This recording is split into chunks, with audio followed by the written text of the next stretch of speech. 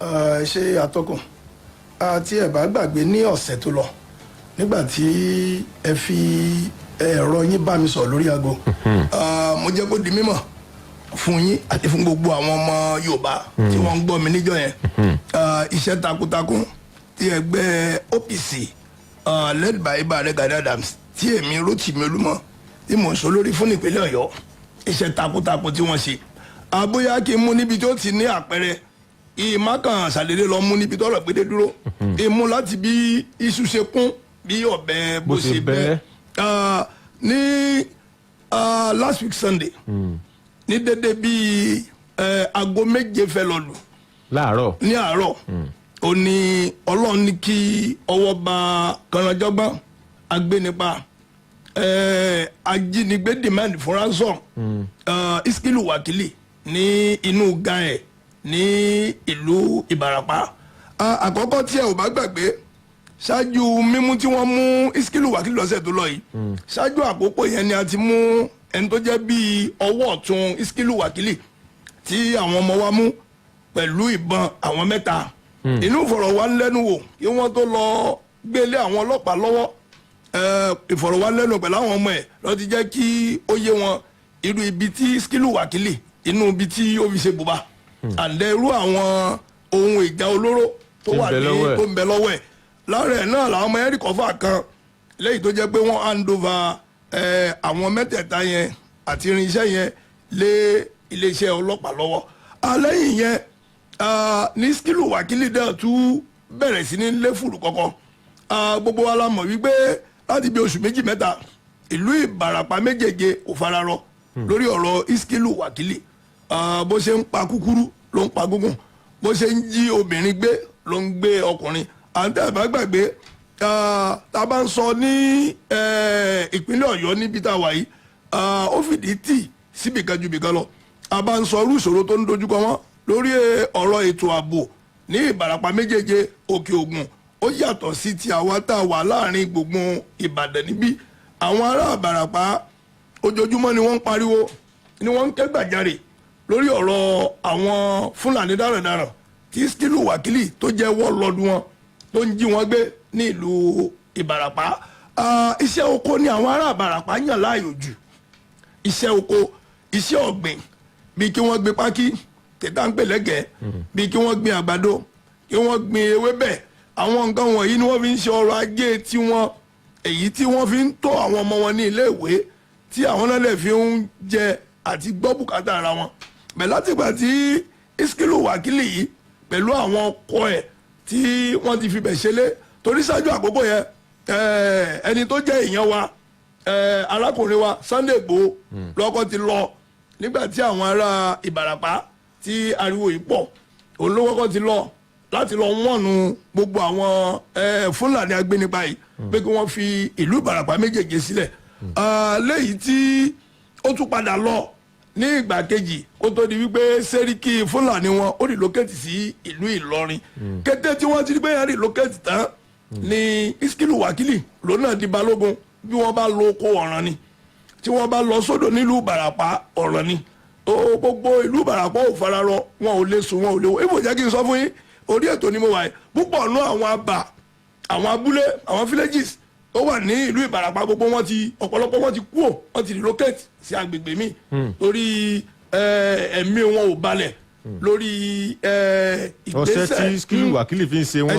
ọṣẹ tí Iskilu Wakili àti àwọn ọkọ ẹ̀ tí wọ́n fi ń ṣe wọn eléyìí ni àwọn ará Ìbàràpá ń pariwo tí ẹ bá gbàgbé àwọn Operation Boss wọ́n lọ síbẹ̀ bí ìgbà méjì tí ọwọ́ wọn tẹ Iskilu Wakili bẹ́ẹ̀ ni àwọn ikọ̀ Àmọ̀tẹ́kùn náà lọ ságbára tí wọ́n ò rí Iskilu Wakili mú àwọn ọlọ́pàá náà tí wọ́n wà nílùú Ìbàràpá méjèèje àwọn náà mọ ọlọ́sẹ́ tí Iskilu Wakili ń ṣe àwọn náà ò ní ipá láti mú. ṣùgbọ́n OPC náà wà nù Àmọ̀tẹ́kùn ṣe bí wọ́n incorporate gbogbo yín sínú ẹ̀ ni. bẹ́ẹ̀ ni kí ló táwọn OPC ti bẹ́ẹ̀ náà Àmọ̀tẹ́kùn tí wọn ò lè mú ṣe bí OPC náà ló OPC ń jẹ́. ẹ ṣe the reason ni pé Àmọ̀tẹ́kùn tẹ̀ ń wò yẹn ó níwọ̀nba tí ìjọba fún wọn lágbára mọ́ lọ.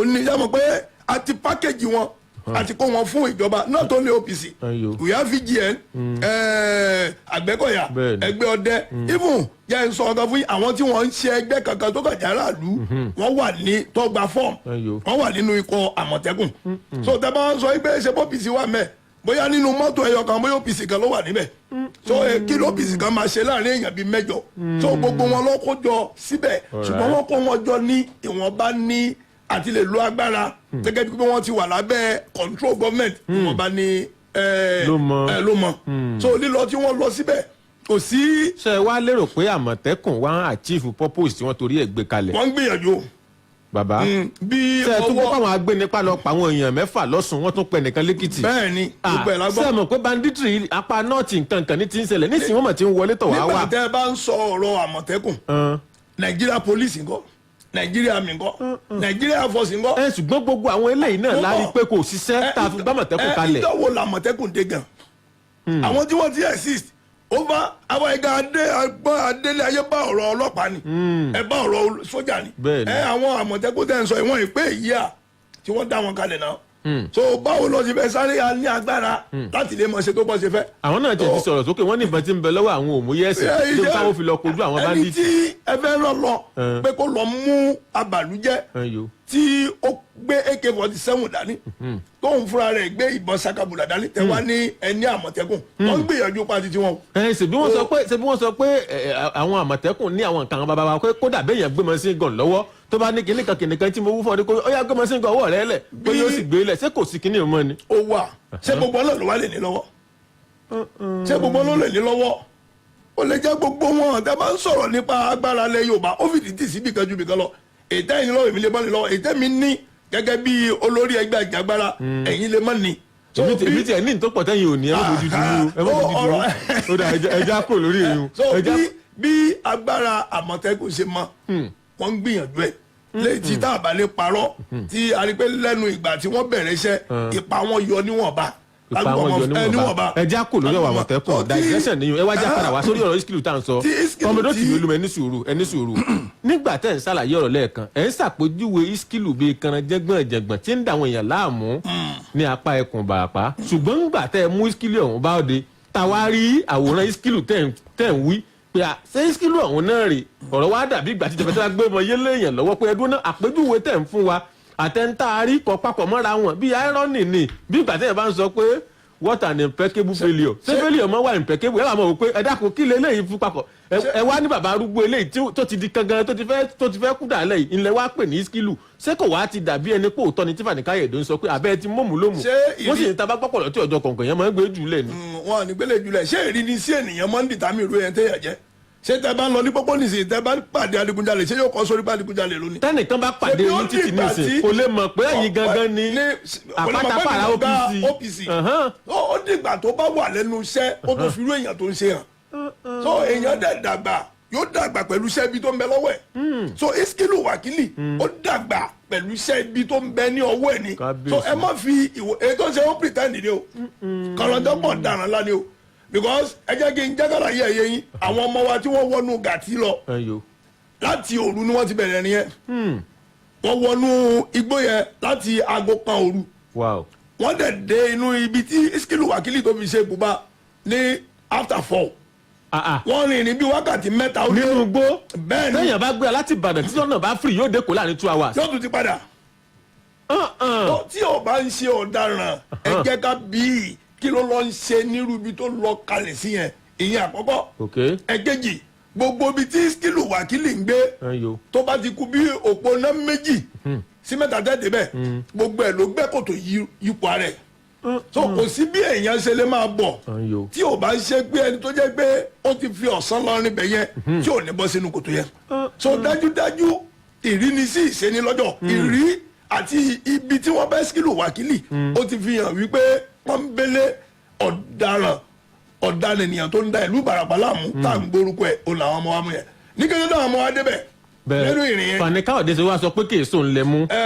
mọ̀ dá Fani Káyọ̀dé lóhùn Ọbásanjọ́ ti sọ̀rọ̀ ó ní kí wọ́n fún Fani Káyọ̀dé ní tí ó jẹ ọlá misbehave ó jẹ́ ní tí ó yà wá lẹ́nu nígbà a lè rí ọmọ Yorùbá tí ó sọ̀rọ̀ ọ̀rọ̀ yẹn jáde pẹ̀lú ìṣòro tó ń dojúkọ lẹ́ Yorùbá lásìkò yìí ẹni bá àwọn àgbàbọ̀dé àwọn abèṣe gàgà wà nù àwọn ìran Yorùbá irú ẹ̀ nírú Fani Káyọ̀dé yẹn láti ọ̀tá lu statement yẹn àwọn ọmọ wa ò fún wọn lóògùn bò fún wọn lóògùn àdá àgbowó lọ́wọ́ ẹ ìwọ Fani Káyọ̀dé yìí Àbújá ló wà tó ń lé às máwọn Haúsá àwọn olóṣèlú tó ń gbowó lọ́wọ́ wọn ò bá wá sílẹ̀ Yorùbá wá dojúkọ ìṣòro tó ń dojúkọ wá àwọn ọmọ wa tó wà lọ ṣiṣẹ́ bàǹtà báyẹn àwọn ẹ̀yà kejì ẹ̀yà kẹta ò sọ̀rọ̀ ó wá jẹ́ ẹ̀yà Yorùbá gangan ló wá sọ̀rọ̀ wípé kì í ṣe skilu kó jáde kó wá lọ mú skilu tó ń wá kó wá lọ fi hàn wá ẹ kó wá lọ fi hàn wá tí. tó bá ní kì í ṣe skilu lẹ́yìn mú kó wá lọ fi skilu tó dórí dín àwọn yìí. ẹ̀ẹ́dẹ́yìn ọba lè kí ni kú iṣẹ́ ṣebí yóò dà kẹnu ẹ̀ ni ẹ kó jáde kó wá lọ fi hàn wá àti rí Fani Káyọ̀dé gẹ́gẹ́ bí àbèṣe nílẹ̀ Yorùbá láti perú èdè tó pè yẹn jáde bẹ́ẹ̀ni yẹn kọ́ ni mò ń bọ̀ wá mò ń sọ fún yín nípa bí wọ́n ṣe mú Iskilu Wakili kété tí wọ́n dé ibùba Iskilu Wakili àwọn ọmọ wa ní tí wọ́n lọ ni pé láti pé kí wọ́n kàn mú live kí wọ́n dẹ̀ gba gbogbo àwọn ohun èlò àmúṣoró tí Iskilu Wakili ń lò bẹ́ẹ̀ kété tí ó gbúrò wípé àwọn alamí ti wà nítòsí ni wọ́n gbéjà kan àwọn ọmọ wa tí wọ́n bẹ̀rẹ̀ sí yìnbọn inú ìṣẹ̀lẹ̀ yìí òun ló fa táwọn máa náà wá gbé tó wá gbé yẹn lẹ́ bá gbé wa o àwa tá a wá bì náà ebi ọdẹ tí ó wọ gbótẹkùn ni òun náà ó ti múra lọ́wọ́ òní mọ́ padà sọ nígbà bá rẹ kò pé òun gbàgbé àfẹ́ rí yóò ṣe gbé yóò ṣe tánákù. so Iskilu Wakili àtàwọn ọmọ ogun ẹ̀ wọ́n gbéjà pẹ̀lú àwọn ọmọ wa bẹ̀ẹ́ ẹni tó gbé òdodo dání wọ́n ní ẹni tó bá ṣòtítọ́ òní irúmọlẹ̀ ń gbé ẹni bá dẹ̀ ṣòtítọ́ òní ìṣẹ̀dálẹ̀ ilẹ̀ Yorùbá ń gbé torí ìṣẹ̀dálẹ̀ Yorùbá àwọn ọmọ wa ti ké sí kí wọ́n tó gbéra wípé ó tó gẹ́ o ọmọ Léfì gbogbo ohun tó jọ mọ́ ogun Iskilu lẹ́nìí ni ó dópin nílẹ̀ Ìbàràpá tó bá ti Iskilu ó gbéjà pàdé wọn pẹ̀lú gbogbo àwọn ohun èrò AK-47 tí wọ́n yìn sáwọn ọmọ wa òun ti gbàgbé nìyí òyìnbó tó ṣerin ló ṣe gbéringbérin àwọn bá nírin lọ́wọ́ gbéringbérin wà lọ́wọ́ àwọn tí ṣẹ̀dálẹ̀ Yorùbá tó kólé lọ́wọ́ ó nígbà tó gbéjà pàdé ara wọn pẹ̀lú gbogbo ìgbìyànjú ẹ̀ adúpẹ́ lọ́wọ́ Ọlọ́run adúpẹ́ lọ́wọ́ ìṣẹ̀dálẹ̀ Yorùbá adẹ̀ dúpẹ́ lọ́wọ́ ààrẹ Ìbà Gani Adams fún ẹ̀kọ́ àti agbára tí wọ́n fi ró gbogbo tó jọ mọ́ OPC àtẹgbẹ́ ìjàgbára nílẹ̀ Yorùbá wọ́n mú Iskilu Wakili live wọ́n dẹ̀ mú àwọn mẹ́ta mi kété tí wọ́n mú wọn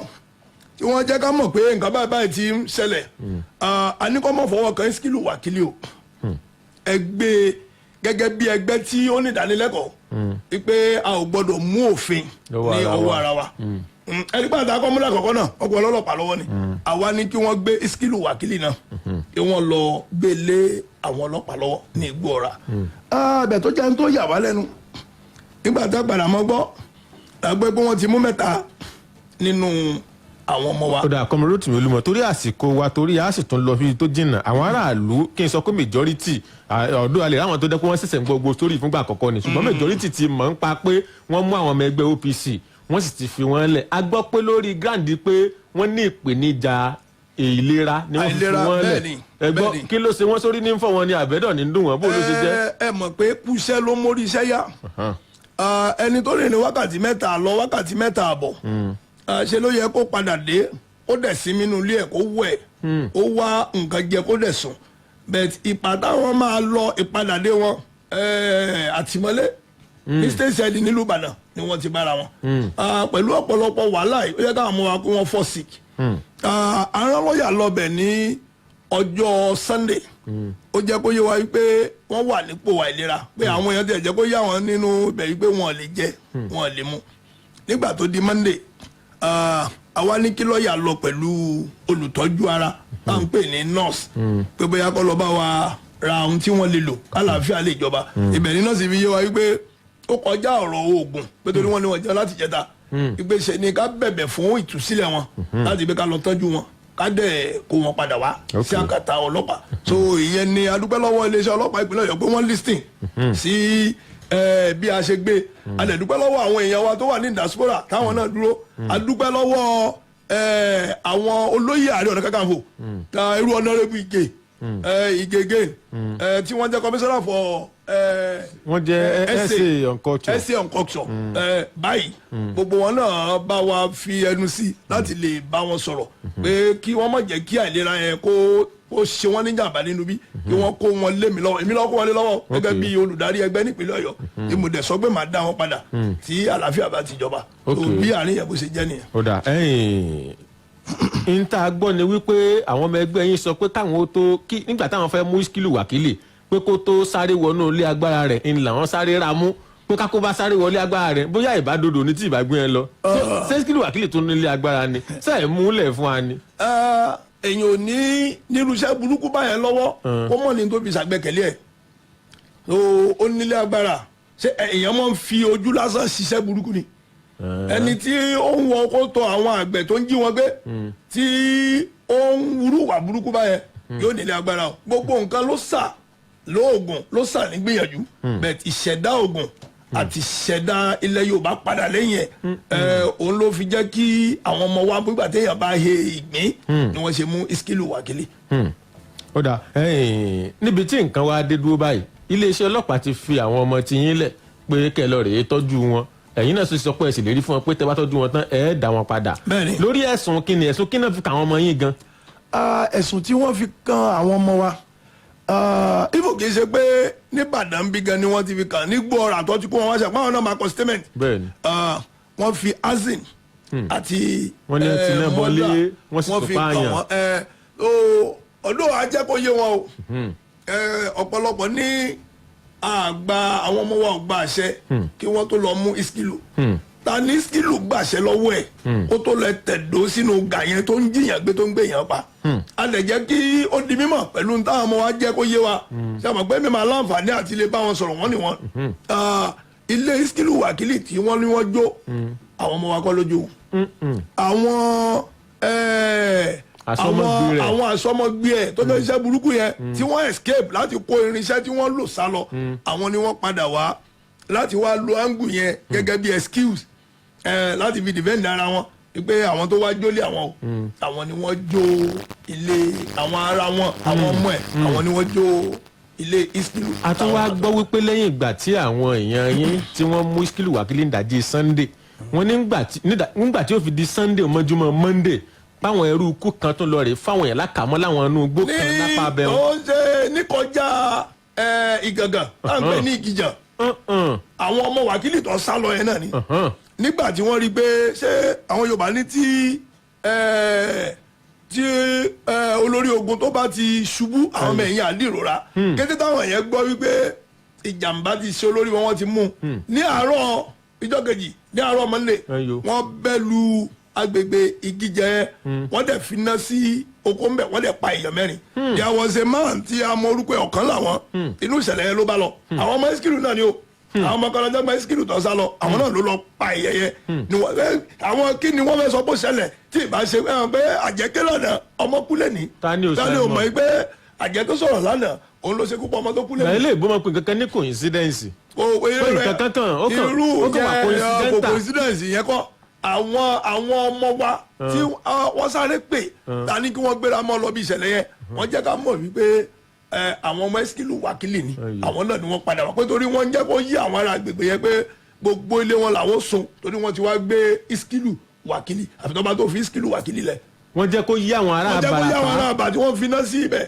pé tí wọ́n bá fi Iskilu náà báwọn ṣe bẹ̀rẹ̀ sí ni mo sọ sẹ́ni àwọn náà ti gbáradá ti dúró dè wọ́n o ọmọ tó ní kíyà ọmọ sùn olóòní fojú borun. ìfowó àtọmọdé yín lẹ́nu DJ Iden fẹ́ polówó ọjà nígbà bá padà dé ẹ gbọ́ nígbà tí ikọ̀ Gbangba Làṣà Yẹkínì Azeez tó bọ́ gbòòrò ó lọ bèèrè lọ́wọ́ àwọn aráàlú pé ẹ ti ẹ̀dúró ná ṣe nígbàgbọ́ ń lè ṣe ọlọ́pàá pé dájú òdodo wáyé lórí ọ̀rọ̀ Iskilu Wakili kí làwọn aráàlú sọ ẹ gbọ́ nígbà bá padà látòjú ọjà ó yá èso olóko.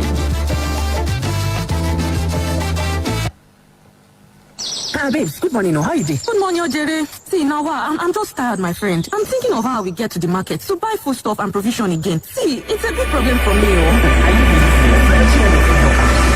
so you can get all your food stuff and groceries affordably and without stress. In fact, you can sit at home, in your office, anywhere, and order everything you need at www.foodlocker.com.ng, and they will deliver right at your doorstep. They have yams, gari, meat, crayfish, oil, provisions, even pap ogi. Let me switch your belly safe. Their prices are so affordable and very comparable with market prices. You will even get farm fresh vegetables, chicken and fruits, and they also have continental products. Please stop giving yourself problems. Just go to www.foodlocker.com.ng or download the Food Locker Locker mobile app from Google Play Store and shop. They are headquartered in Ibadan and they deliver across many states. This is good news. Thank you very much, my friend. You are a lifesaver. www.foodlocker.com.ng is the answer. For further details, call 0903-178-7037. Food Locker. All your foodstuff and groceries in one place. When we say the new Maltina pineapple and vanilla taste like adventure, here's what we mean. You kit up like an action hero. Check yourself out in the mirror. And then, in slow-mo, you grab a chilled bottle of Maltina pineapple or Maltina vanilla and enjoy the taste-spiration. Own the flavor with the new Maltina Vanilla, Pineapple or Classic, and let the taste-spiration fill you. Maltina, share happiness. You know that feeling when you keep downloading and streaming interesting videos, but your mind keeps whispering, continue, your pockets go here. But not anymore. When you subscribe to MTN's affordable and reliable monthly data bundles, you will enjoy 10 gigabyte with just 3,000 naira and 20 gigabyte for 5,000 naira only. Plus, a whopping 4 gigabyte free to stream YouTube videos on your reliable data network. Simply dial *131# to select and turn up your affordable data plan on MTN. Terms and conditions apply. Everywhere you go, MTN.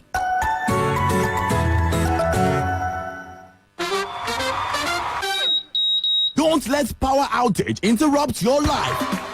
Genos inverters come on automatically during power outage, so you enjoy continuous power without interruption. Get Genos and enjoy power without noise and without manual changeover. Call 0700-111-2233. That is 0700-111-2233. Genos inverters and batteries, energizing lives. Who is this? So, hello? Now you be the lucky customer where we want dash our Adam's apple olive cream. We go help reduce the size of your Adam's apple. You go flat and saute. What's the ear no cook here? Ha! If to see I don't get data now, I don't know who they call no pick 'em. Hey, no matter your phone, whether you get data or not, you sabi what they call. Turn up Kulele Mind with MTN Odecall. Now 5 naira per day and 15 naira per month. Dial *5058#. Make you enjoy. Everywhere you go, MTN.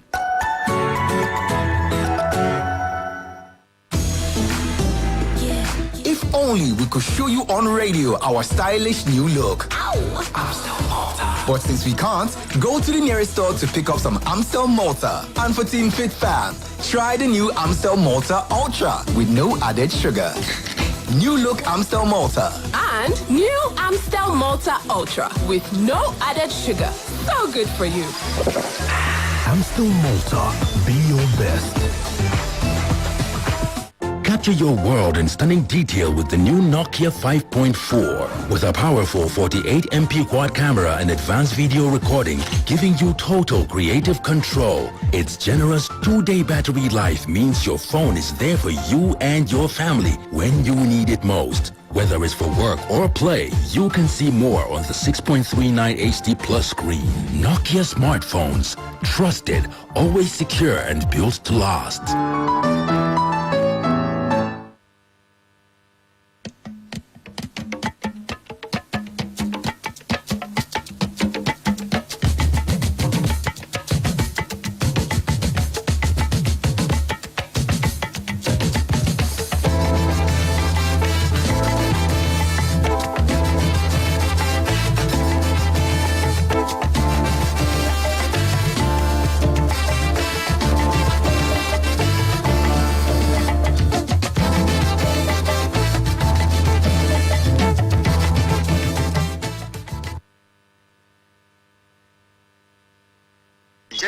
iléeṣẹ́ ọlọ́pàá àwọn òṣìṣẹ́ tó tọ́ lórí ọ̀gbẹ́ni tá à ń gbúrò rẹ̀ nílọ́lọ́ yìí pé àwọn OPC mú tí wọ́n fàlẹ́ àwọn ọlọ́pàá lọ́wọ́ ìyẹn ní Iskilu Wakili. Wakili àbí kí ló kọ́ búkú ó ní jẹ́ gan. Fúlàní ni a sì máa ti ń darí wa ní orílẹ̀ Nàìjíríà tá a wà yìí. a sì mọ̀ pé iléeṣẹ́ ọlọ́pàá wọn à dá ṣiṣẹ́ so èmi ò ní ìgbàgbọ́ kankan pé iléeṣẹ́ ọlọ́pàá kò ṣe bó ṣe tọ́jú lọ́wọ́ Skilu Wakili àti pé àwọn ọmọ ẹgbẹ́ Oòduà wọ́n ṣe ìjàmbá tó pọ̀ fáwọn ẹ̀yà Yorùbá látara pé wọ́n mú Skilu Wakili wọ́n tún wá lọ́dọ̀ àwọn ọlọ́pàá ó yẹ ká ti dájọ́ ayé fún kótó lọ́pàá ẹ̀tọ́ lọ́dọ̀ Ọlọ́run wa so èmi ò gbà pé Skilu Wakili náà kàkọ́ lọ́pọ̀ ọ̀sẹ̀ kan lórí ẹ̀ láìpẹ́ láì jìnnà a rí Skilu Wakili tí ó máa tún ṣe fàájì tí ó máa yan fádà káàkiri ní ìlú wa so èmi ò retí ìdájọ́ náà kan lọ́dọ̀ Skilu Wakili because àwọn ọlọ́pàá òfútù fún àtẹnu wọn àṣàbánsá. ọ̀rọ̀ tó bá dáni lójú kì í kọ́ni lẹ́nu. ìnígbàgbọ́ náà rárá kankan bó wúlọ́ mọ́ tọ́rọ́ orílẹ̀-èdè Nàìjíríà yìí kọjọ́ kan mo ò lótìtọ́. ẹ nígbàgbọ́ nínú iléeṣẹ́ ọlọ́pàá báyìí rárá. pẹ̀lú ògo Ọlọ́run ìnígbàgbọ́ nínú wọn torí ìjọba àpapọ̀ náà ló ń kọ́ńtró wọn ìjọba àpapọ̀ náà ló sì fún àwọn Fúlàní darandaran yìí àwọn ọ̀daràn yìí wọn náà wọ́n ró wọn lágbára. gbangba làṣà ta. àwọn ò lè fi gbogbo ẹnu sọ pé wọn ò ṣe bó ṣe tọ́ torí pé gbogbo ẹ̀rí fojú hàn pẹ̀lú nǹkan táwọn èèyàn ń sọ lórí Skilu Wakili bó ṣe ń dá wàhálà lẹ̀ kódà òfin gbà kan tí fídíò gbé tó ní òun retí Ìgbòho òun fẹ́ wá bàjá so ìjọba àwọn Fúlàní oníjọba tí wọ́n ń ṣe lọ́wọ́ ní dákàtí mi àti ogun bí gbogbo ẹ̀ ṣe ń lọ tí àárín security kọ́ọ̀bù mọ́ so fún ìdí èyí èmi ò lè sọ pé agbára ọlọ́pàá ká Skilu Wakili so ó ṣe tún yájẹ́ pé àwọn OPs tí wọ́n tó mú Wakili wọ́n tún tì wọ́n mọ́lé for what. ìjọba òkè ni ó ń ṣètò ọ̀rọ̀ Wakili Ọlọ́run kó dáàbò bò wá o. sàkátà pàrà làásìntọ́.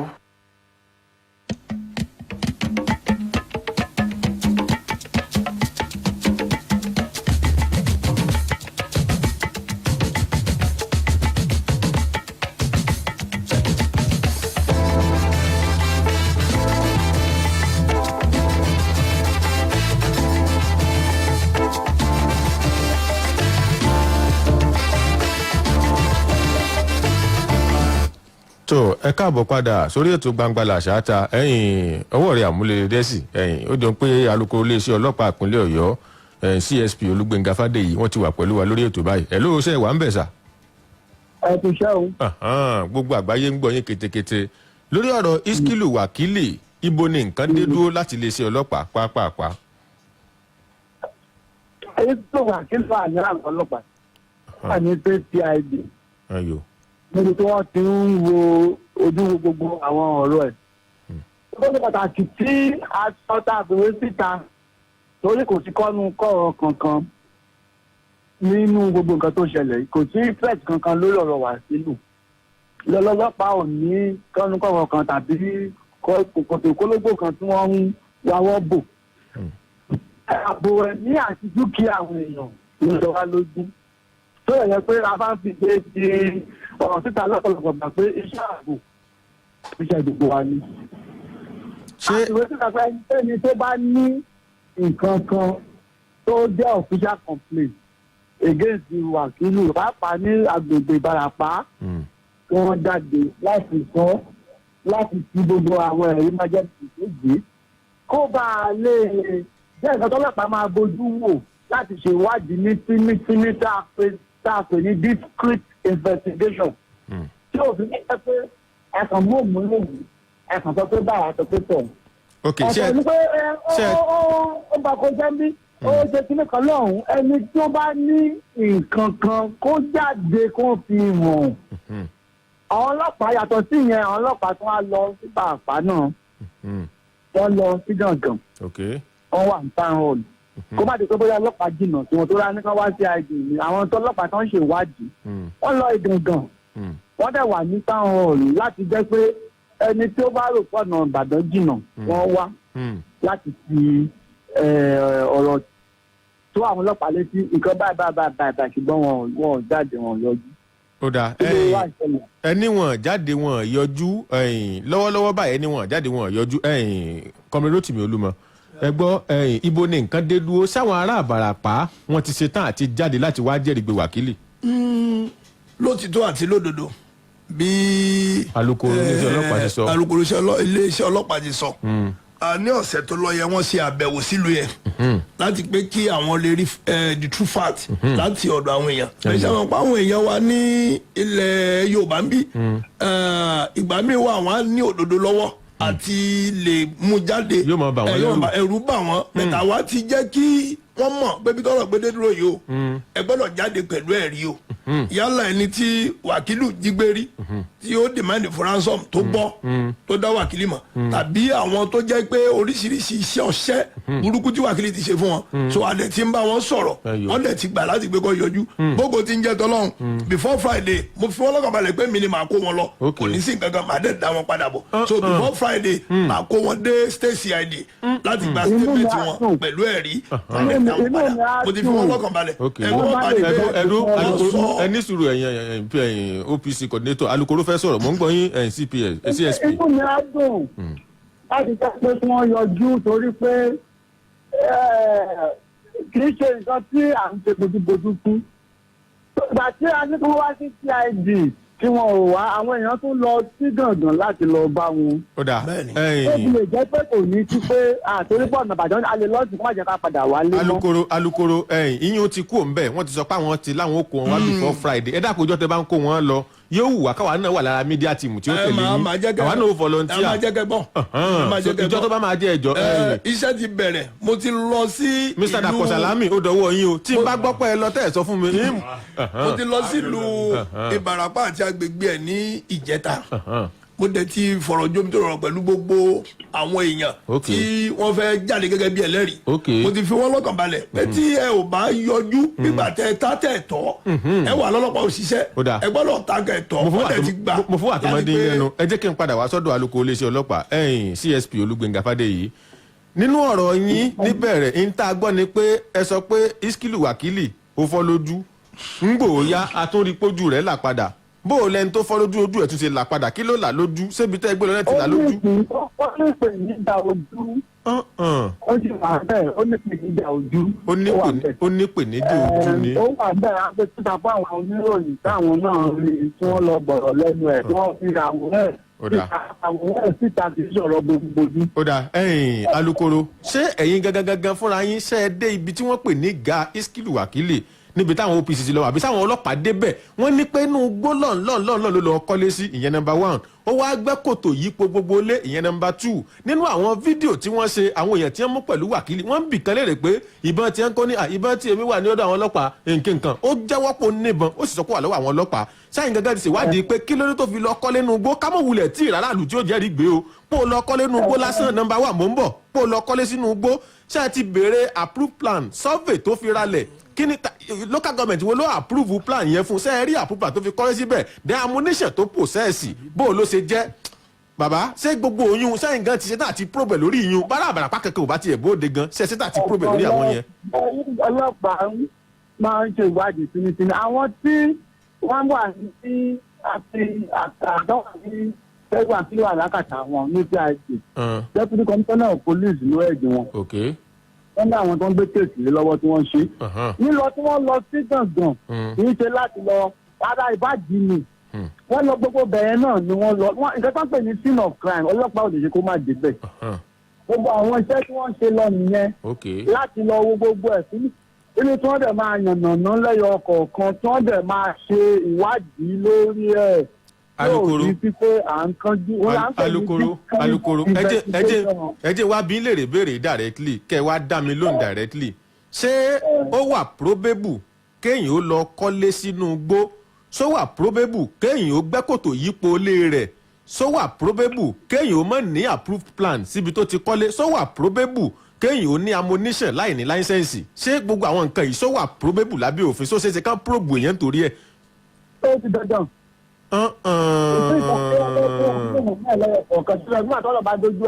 nígbà tọ́rọ̀ bá dójú ẹ̀. lẹ́yọ kọ̀ọ̀kan náà ni tó bá ti jẹ́ pé allegation bá wà lórí ẹ̀. so nídìí kálígéṣò tó wà ní àní fídíò ti sọ ibi tọ́mọ Iskilu ti ń sọ wípé ó níbọn. àwọn náà ní iṣẹ́ tí wọ́n ṣe gbogbo ìwádìí fínífíní tí wọ́n ṣe. gbogbo náà náà máa ń sàmúlẹ̀ ọkùnrin pátápátá ibi tí wọ́n lọ ọ̀nà fáwọn tó ń ṣe iṣẹ́ ẹgbẹ́ gbogbo ẹ̀ gbogbo náà gbé.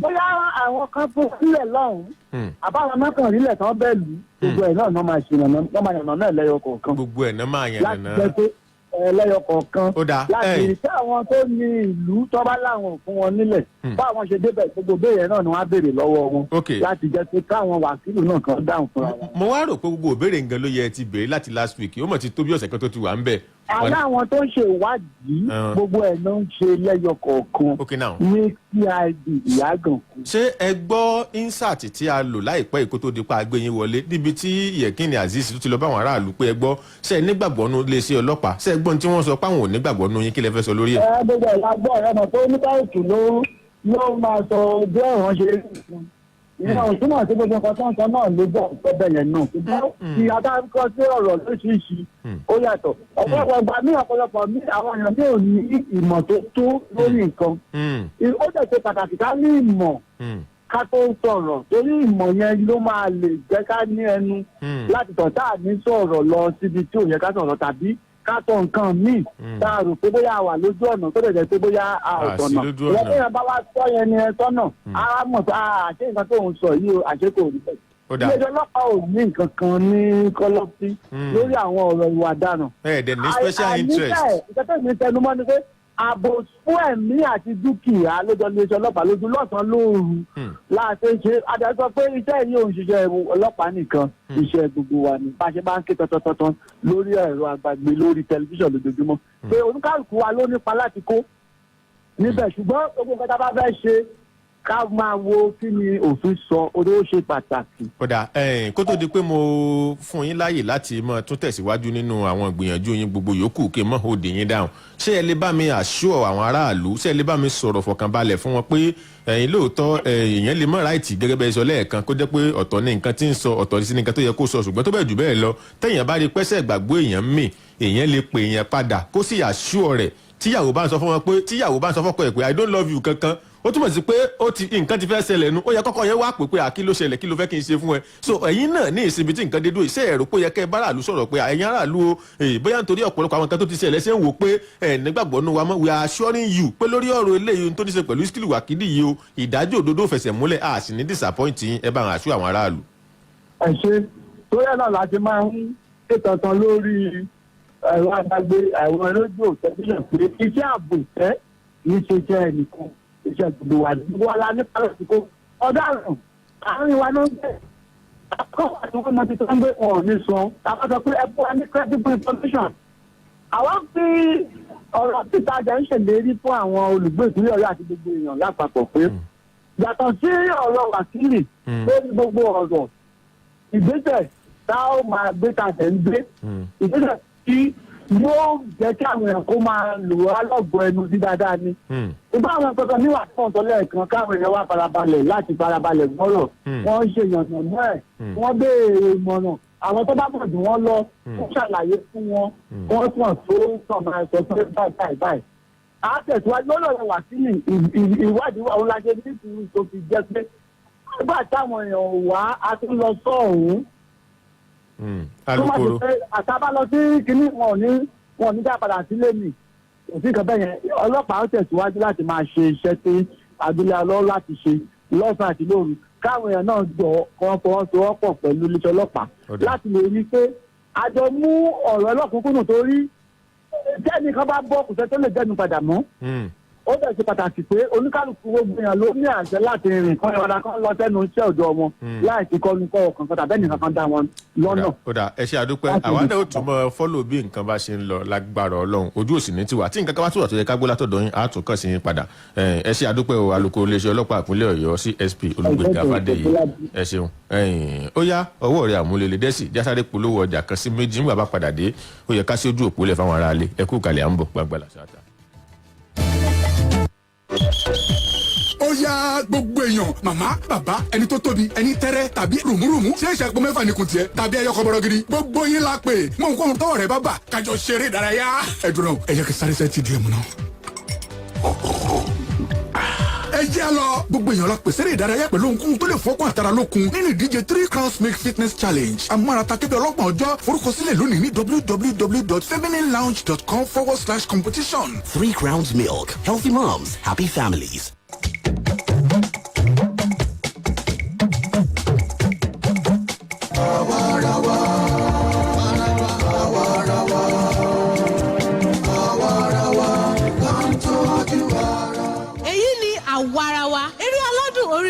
tí àjọ Search for Common Ground ṣe àgbékalẹ̀ rẹ̀ pẹ̀lú ìrànwọ́ owó láti ọwọ́ àjọ European Union. bí ẹ kò bá ra àwọn ohun èlò oúnjẹ yẹn máa kó àwọn ọmọ mi màá sì padà sílùú ńlá. kí ni àwa ṣẹlẹ̀ síṣẹ́ onídìrí rẹ. olùkọ́ àgbà ọkùnrin yìí ni ó jí agolo gàrí kan lọ́dọ̀ ìyá Elisa. kí wọ́n ní ìdí tí ẹ ṣe fẹ́ sun láàyè nítorí agolo gàrí kan àbí. eré aládùn orí rédíò yìí àwa ara wa yóò máa wá sí ti ìgbọ́ yín. ní gbogbo ọjọ́ ìṣẹ́gun Tuesday. láago 8 alẹ́. lórí ìkànnì yìí Splash 105.5 FM. ẹ kú ojú lọ́nà. àwa ara wa là ń tọ́jú ara wa.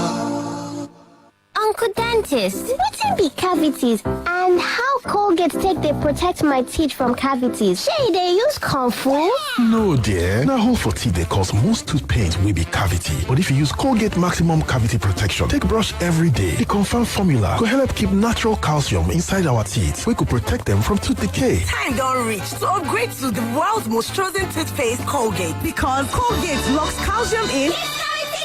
Now, the Nigerian Dental Association, they recommend Colgate. It's a new day, a new beginning. As you prepare for the day ahead, just anything is not enough for a delightful, healthy start. Start your day right with Hollandia Eva. Take creamy vitamins and nutrients. Life is so different with you. Hollandia Eva. Hollandia Eva milk, right nutrients for a healthy breakfast. One expert don't land with big ogbonge odds and sharp cash out method. You will like sports. This is now your big opportunity to make better money on top all your bets. Where be bigger my Naija people, I beg, make una no sleep on this one. Make you rush now. Go visit our website on oneexpert.ng. Don't forget to use the promo code BETNG and you go get 200% bonus on your first deposit. OneExpert, bets were there for everybody. When we say the new Maltina pineapple and vanilla taste like adventure, here's what we mean. You kit up like an action hero. Check yourself out in the mirror. And then, in slow-mo, you grab a chilled bottle of Maltina pineapple or Maltina vanilla. And enjoy the tastespiration. Own the flavor with the new Maltina Vanilla Pineapple All Classic and let the tastespiration fill you. Maltina. Share happiness.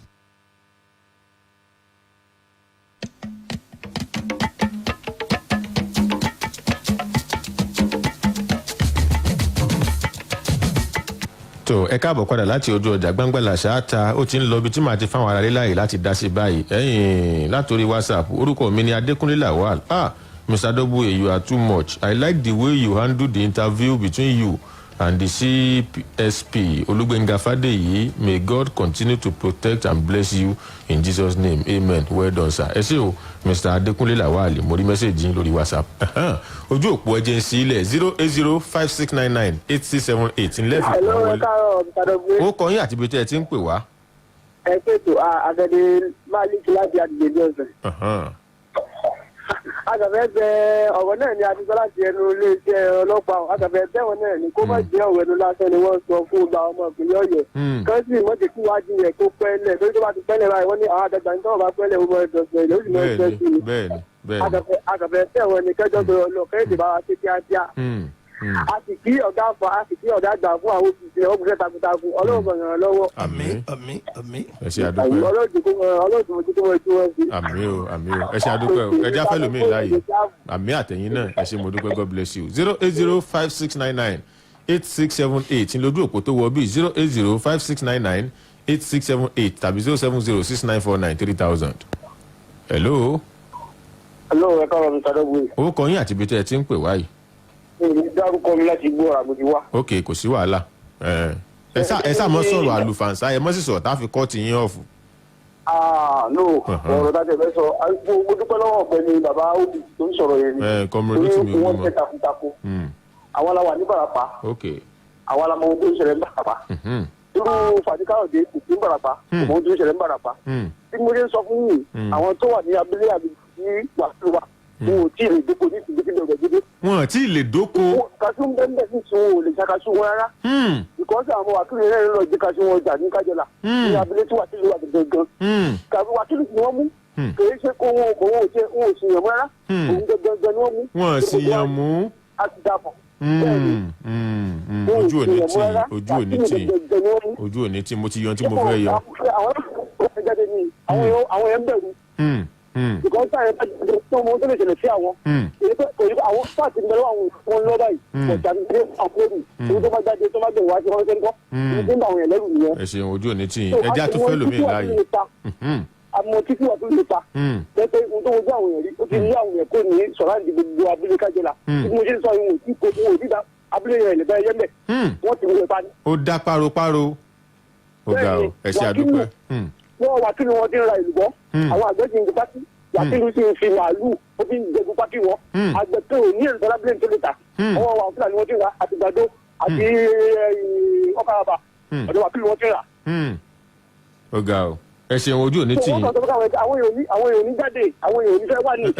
ẹ má sọ bẹ́ẹ̀ mọ́ kọ́mọdé Rótìmí Olúmọ ti láwọn ti fà àwọn èèyàn lọ́kàn balẹ̀ páwọn ó kó wọn lọ bẹ̀ ẹ̀yẹn má wọ́ọ̀rì ẹ̀yìn ti sọ tẹ́ fẹ́ sọ àti nóòtì pọ́ǹtì yín wípé ẹni tí wọ́n mú gangan ni wákìlì Iskilu wákìlì wọn lòun gangan ni pé àwọn dá mọ̀ àwọn ará Àbàràpá lágbègbè ibi tó sì wà wọn ò lè lóko láti ìgbà náà dì sìn àti yọ̀ǹta fẹ́ yọ ó yẹ ojú òpó sì ń ṣẹ́jú dẹ̀ ń dáwọn èèyàn lóhùn. ẹ ti mọ òfin tó de rédíò ṣùgbọ́n mo rí pé ẹ ti pa ó kọ yín àti ibi tẹ́ ẹ ti ń pè wá. ẹ ti wọlé. ẹ bí ṣe. yes sir. orúkọ mi ni Táíwò Àjíbádé. láti bo. ẹ jẹ́ ká rọ àwọn ará Ìgàngán. láti bo lẹ ti ń pè. káwọn náà yọjú state id tó dìbò statement. against wákìlì. ok. láti statement against wákìlì kò ní tọ́lọ̀pàá máa ṣe tí ìbá sẹ́mílẹ̀ láti prove pé ó ń jí àwọn èèyàn ní gbogbo àwọn ọ̀sẹ̀ lọ́pàá máa ń sọ̀rọ̀ against ọlọ́pàá ọlọ́ọ̀sì. káwọn yẹn yọjú káwọn ọlọ́pàá náà ṣe ẹ̀rọ bíi iṣẹ́ ọlọ́pàá máa ṣe ẹ̀rọ bíi iṣẹ́ àwọn àdéhùn nígbàgbọ́ ní ọlọ́pàá ń tiwa. ẹ ṣe o. ó dáa ẹ ṣe àdúpẹ́ ojú òní tì í àmì ẹ ṣe àdúpẹ́ ṣe mọ̀ pé oríṣiríṣi ẹ̀sùn ní iléeṣẹ́ ọlọ́pàá mọ́kà dẹ́sìbà mọ́ni kó wọ́n ti mú èkì pọ́ǹtì wọn oríṣiríṣi ẹ̀sùn ní iléeṣẹ́ ọlọ́pàá lè kà síyàn lẹ́sẹ̀ ẹ̀rì tí wọ́n bá mẹ́lòmí wọ́n lè ka ẹ̀sùn 15 sí lọ́rùn ṣùgbọ́n àwọn ẹ̀sùn kan ń bẹ tí wọ́n lè kà sí wákìlì lọ́rùn bárabàrà pákẹ́kọ̀ọ́ bá bóde gan tí ó bá jẹ́ kó gbogbo táwọn OPC ń sọ lójú òótọ́ o bárabàrà pákẹ́kọ̀ọ́ bá bóde at least wọ́n rẹ̀ sùn bíi mẹ́rin tí wọ́n kà sí lọ́rùn bárabàrà kábá wá bóde ẹ̀sùn wa lè pọ̀ wọ́n lè mọ kábí 25 count charge tí ó jẹ́ pé kò ní í bọ́ ń bẹ̀ àbí tá à ń sọ òye ṣùgbẹ́sùn tí ń bẹ́ ńlẹ̀ tí wọ́n lè kà already pẹ̀lú kó lọ kọ́lé inú igbó ó gbẹ́ kòtò yípo rẹ̀ ó sì tún láwọn ọmọ ẹ̀yìn tí wọ́n kábọ̀ mọ́ lọ́wọ́ torí ẹ̀ jọ wà nù mọ́tò ni o tó jókòó lẹ́gbẹ̀rẹ̀ báyìí ó sọ pé ìbọn tí èmi ó wà ní station mo rí fídíò fúnra mi ìbọn tí èmi ó wà ní ọ̀dọ̀ àwọn ọlọ́pàá èmi ní ìbọn lóòótọ́ ṣùgbọ́n àbí ó jẹ́wọ́ ẹ̀ṣẹ̀ àbí tá à ń sọ òye so oyún gan lásán ti tó fọlọ́pàá láti probe ẹ̀ ìjẹun fẹ́ lómi láàyè hello. ẹ sì mọ òfin tó délé iṣẹ́ rédíò a sì wàá fún yín láǹfààní pé kẹ́ ẹ pè wọlé ẹ sì wàá jẹ́ kí rédíò òhó ó sì wàá dùn mí gàgà. Kọ́mọdé Rótìmí Olúmọ. àwọn aráàlú sọ wípé àwọn ò lẹ́mìí ìgbẹ́kẹ̀lé inú iṣẹ́ ọlọ́pàá ṣùgbọ́n mo sọ pé ọlọ́pàá bá wọn àṣọ wọn ẹ jẹ́ ń bi ẹ̀yin gẹ́gẹ́ bí OPC ṣe lẹ́mìí ìgbẹ́kẹ̀lé nínú iléeṣẹ́ ọlọ́pàá. pẹ̀lú ọ̀rọ̀ tí mo gbọ́ látẹnu PPRO àwọn ọlọ́pàá nípínlẹ̀ Ọ̀yọ́ yìí mo mọ̀ yìí pé àwọn náà mọ̀ pé gbogbo aráàlú tẹjú máa wọn lórí kéèsì Iskilu wákìlì ibi tí ìwádìí wọn ò bá tí ì dé torí pé bẹ́ẹ̀ wọ́n lọ síbi tí wọ́n ti mú Iskilu wákìlì yẹn ìwádìí wọn ò tí ì dé bẹ́ẹ̀ wọn ò tí ì dénú ọ̀gá yẹn ẹ lè fi gbogbo ẹnu sọ wọn ò tí ì dénú ọ̀gá yẹn tí ìwádìí wọn bá débẹ̀ mo lérò wípé ìdájọ́ òdodo wáyé lórí ọ̀rọ̀ wa. ṣé ẹ̀rù ń bà wọ́n ọlọ́pàá láti lọ bẹ̀ ṣé wọn ò ní squad tẹ́lẹ̀ kó lọ tí wọ́n gbà mọ́ta kìí síwájú tí kí ló fẹ́ ṣẹlẹ̀. inú ju ní ìṣèbí tá a lè gbé mọ́tò sígbà ẹ fẹ́ irin ní ebi mo sọ nínú ọ̀rọ̀ mi pé irin bí wákàtí mẹ́ta ẹ kàn ń sọ̀rọ̀ ọlọ́pàá ni ọlọ́pàá náà bí èèyàn bí ibi tá a bẹ̀rù lábọ́ mọ́. ó dà tó bá wá káwọn ẹrú kù tí táwọn sọ̀rọ̀ àdì wọn kọ́ ẹgbẹ́ bí òkè tí Jerusalem ká táyì yí wọn kátáwọn wà láàrin. tí wọ́n bá fẹ́ rìnrìn àjò yẹn ẹ̀tẹ́ láti gbé ká fún wọn ní backup láti gbé kájọ ní kájọ mójú débẹ̀ káwọn náà lè mọ̀ pé gbogbo ohun tá à ń sọ fáráàlú tá à ń sọ fún àwọn gbé òdodo ni. sọ ọlọ́pàá ò tí ì dé gá yẹn. ò tí ì dénú gá yẹn wọ́n lọ sí ayé tẹ̀ wọ́n lọ sí town hall bẹ̀ wọ́n láti gbé kó gbọ́dọ̀ town hall nínú ibi kòtò gẹ́gẹ́ nínú ilé ibi tí ìṣẹ̀lẹ̀ ti ṣẹlẹ̀ yẹn ọ̀rọ̀ olè dùn sọ́ngbà wọn ò débẹ̀ wọ́n ti débẹ̀. ẹ̀yin ò ti ṣe fídíò rẹ̀ ká fi fídíò hàn kó wọ́n ṣe gbẹ́ kòtò yìí kó lé. wọ́n ti ń sọ ó ti wà nú ọ̀rọ̀ PPRO wọ́n ní ìwádìí ń lọ lọ́wọ́ so ẹ̀ẹ̀kan náà kọ́ lè yẹn mọ́ ń bẹ̀rẹ̀ ìwádìí ẹ̀ẹ̀kan kọ́ lè yẹn ń parí ẹ̀ so ìwádìí tó yẹ kéèyàn fi ọ̀sẹ̀ méjì ṣe kò lè parí ẹ̀ níjọ́ méjì jọ́ mẹ́ta so wọ́n ní ìwádìí lọ lọ́wọ́ mo mọ̀ pẹ̀lú ọ̀rọ̀ tó sọ yìí ìwádìí wọn náà mọ̀ dénú ìgbà yẹn. ó dà ẹ wàá mọ tèmi ó ṣe kọkùnrin ó rédíò kóbìnrin ó pa kéjì ọ̀sán mọ́ ti lọ tó bá pẹ́ létí ọlọ́pàá ló sọ pé a sì fẹ́ lọ bẹ̀ wọ́n lè mọ̀ fẹ́ sọ bẹ́ẹ̀ ẹ̀rù lè mọ̀ bà wọ́n lè fẹ́ mọ̀ ṣé bẹ́ẹ̀ ya fídíò bẹ́ẹ̀ tàbí kẹ́yìn sọ fún wọn wípé létí ọlọ́pàá yóò hù wá bóyá níjọ́ tẹ́ ẹ bá kó àwọn arábàápàá táwa náà bá wà ń bẹ kí ìròyìn ó lè gbé pẹ́ fún wọn ní ọ̀fà pé ẹ jẹ́ àjọ lọ kẹ́yìn gẹ́gẹ́ wá fojú ara yín ríbi tí gbóhùn wà kẹ́ ẹ jẹ́ kí àwọn ọlọ́pàá ò tẹ̀lé yín lọ tó bá wá sọ pé no. ó bẹ́ẹ̀ tà wọ́n ẹ ṣẹ̀ṣẹ̀ wá lọ ṣe fídíò rẹ̀ wá fún ọ pé pẹ̀lú bí tọ́lọ̀ gbẹ́dẹ́ dúró yìí pẹ̀lú bí aráàlú ṣe tẹjú mọ́rọ̀ wákìlì bẹ́ẹ̀ ṣe sọ yẹn gẹ́lẹ́ bẹ́ẹ̀ la ṣe ṣe. ó dà ojú òní tiwa pàtàkì lọ́wọ́ yín coordinator OPC nípìnlẹ̀ Ọ̀yọ́ comrade Rotimi Olúmọ fẹ́ẹ̀ rí bíi pé wákàtí kan ò fẹ́ tó mọ ẹ̀rí dẹ́sìn gbé fẹ́dà òkè Ọlọ́run ṣàánú wa àti lò tán ibi ìlàrídé tá ti mọ ṣẹ́rí wálé ó tún dọ́jọ́ Thursday lórí ètò àdìtú láago 10 sí 12 títí ìgbà náà Abíọ́dún Adéwọlé ló kọ mi Mr Double tí wọ́n sọ pé lẹ́yìn Ọlọ́run ìwọ ló kàn after God die you mọ̀ dáhùn o wọn kò bọ́ lọ ni o mọ̀ sọ pé lẹ́yìn Ọlọ́run Ọlọ́run náà tún ni ó dìgbà kan náà.